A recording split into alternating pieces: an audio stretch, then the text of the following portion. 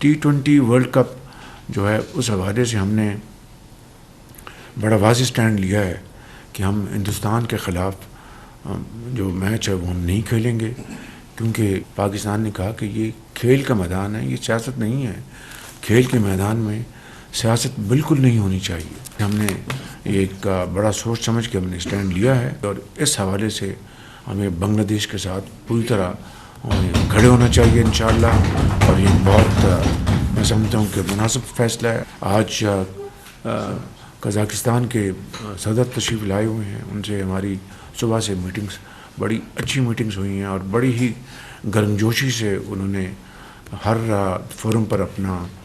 Point of view بیان کیا ہے۔ پاکستان کے ساتھ بھرپور دوستی اور بڑی کمٹمنٹ کا انہوں نے اظہار کیا، اور $1 بلین کی ٹریڈ ہمیں اچیو کرنے کا ہم نے آج فیصلہ کیا۔ اور مجھے انہوں نے ابھی وہاں پر بزنس فورم تھا، تیسری مرتبہ پھر انہوں نے مجھے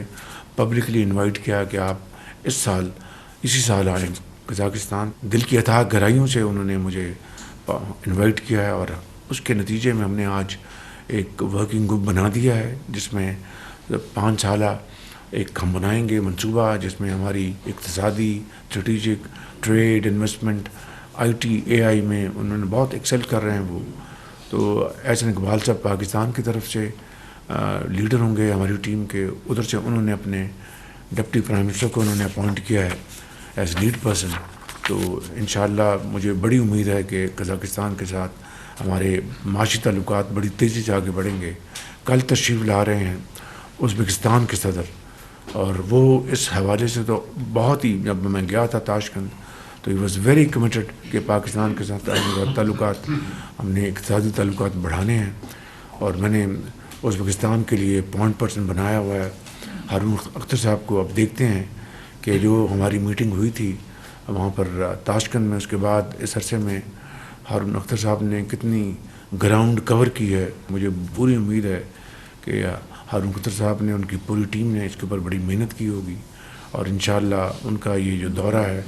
وہ انشاءاللہ بڑا بھرپور ثابت ہوگا پاکستان کی اور ازبکستان کی جو برادرانہ اور اقتصادی جو تعلقات ہیں ان کو بڑھوتی دینے میں۔ آخر میں چودھری سلطان مرحوم جو آزاد کشمیر کے صدر تھے، ان کا بھی انتقال ہو گیا ہماری طرف سے۔ رانا ثناء اللہ اور امیر مقام صاحب تشریف لے گئے تھے۔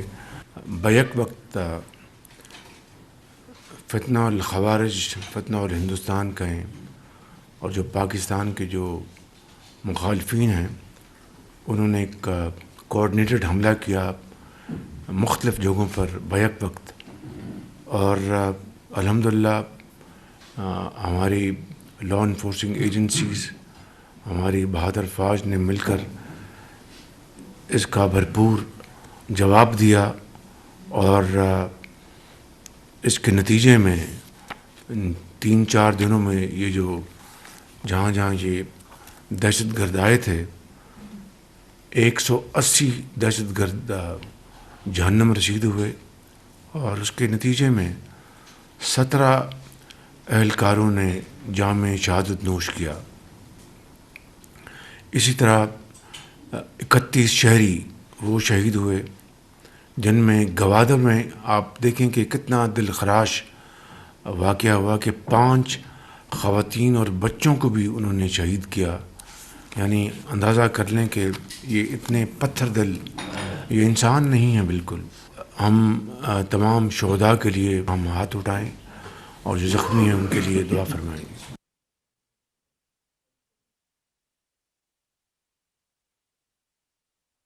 قوم ان عظیم بیٹوں کو، ان کی قربانیوں کو ہمیشہ یاد رکھے گی، اور یقیناً ان کے بچوں کی کفالت کا ذمہ اسٹیٹ کے ذمے ہے۔ اور یہ بات ذہن میں رہنی چاہیے کہ جب سے مار کا حق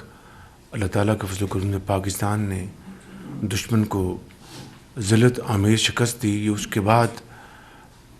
یہ ہمارا مخالف مشرقی جو ہمسایہ ہے اور دوسرے جو خوارج ہیں مل کر پاکستان کی ترقی اور خوشحالی کے راستے میں یہ کانٹا بننا چاہتے ہیں، لیکن انشاءاللہ ایسا ہوگا نہیں، اور انشاءاللہ یہ ضرور دہشت گردی کا مکمل خاتمہ ہوگا، اور انشاءاللہ پاکستان ترقی کی راہ پر گامزن ہوگا۔ اب لیکن یہ بات ذہن میں رکھنی چاہیے کہ کس طرح جو مزدوری کے لیے وہاں پر گئے ہیں، جو بچے ننھے منھے بچے جو پھول کی مانند کھیل رہے تھے، جو خواتین تھیں، انہیں کس طرح قتل کیا گیا، یہ ایک ایسا المناک واقعہ ہے کہ پوری قوم جو ہے وہ سوگوار ہے۔ لیکن اسی طریقے سے پوری قوم پورے عزم کے ساتھ اپنی لا انفورسنگ ایجنسیز اور افواج پاکستان کے ساتھ سیسا پلائی ہوئی دیوار کی طرح کھڑی ہے،